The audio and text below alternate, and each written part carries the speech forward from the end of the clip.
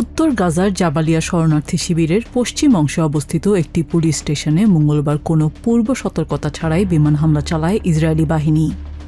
গাজার civil defence agency জানিয়েছে, এই হামলায় এক নারী পুলিশ কর্মকর্তাসহ ঘটনাস্থলেই প্রাণ হারিয়েছেন অন্তত ৮ জন। হামাস এই হামলার তীব্র নিন্দা জানিয়ে নিশ্চিত করেছে, নিহতদের মধ্যে ওই পুলিশ স্টেশনের প্রধানও রয়েছেন।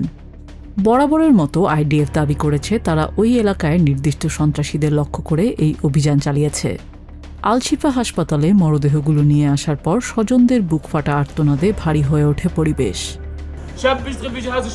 আমার ভাতিজা বেসামরিক পুলিশ বাহিনীতে কাজ করা একটা সাধারণ তরুণ ছিল।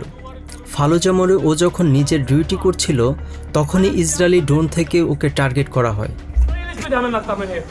পুলিশ স্টেশনের এই হামলার কয়েক ঘণ্টার ব্যবধানে দক্ষিণ গাজার খান ইউনিস থেকেও প্রাণহানির খবর পাওয়া গেছে। চিকিৎসকেরা জানিয়েছেন, শরণার্থী শিবিরের একটি তাঁবুর ভেতর ইসরায়েলি বাহিনীর গুলিতে ১০ বছর বয়সী শিশু মুয়াতাজ আবু শার নিহত হয়েছে। ঘটনার পর নিহত শিশুর মরদেহ স্থানীয় হাসপাতালে নিয়ে যাওয়া হলে সেখানে এক শোকাবহ পরিবেশের সৃষ্টি হয়। আমরা একটু নিরাপত্তা চাই, একটা সমাধান চাই। আমরা চাই ওরা এই যুদ্ধ আর শিশুদের ওপর এই গণহত্যা বন্ধ করুক। এই ছোট বাচ্চাটার কি দোষ ছিল? ও তো তাঁবুর ভেতরে ছিল, কাপড় পাল্টাচ্ছিল বাইরে গিয়ে খেলবে বলে। এতটুকু বাচ্চাকে মারার পেছনে দখলদার বাহিনীর কাছে কি কারণ থাকতে পারে? জাতিসংঘের তথ্যানুযায়ী গাজায় নামমাত্র যুদ্ধবিরতি চললেও প্রকৃত অর্থে তা বেসামরিক মানুষের জীবন বাঁচাতে পারছে না।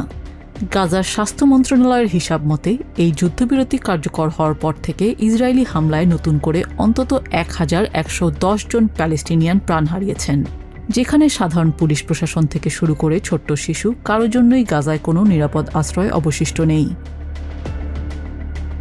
নিজিয়া জামি, TVN24 নিউজ ডেস্ক।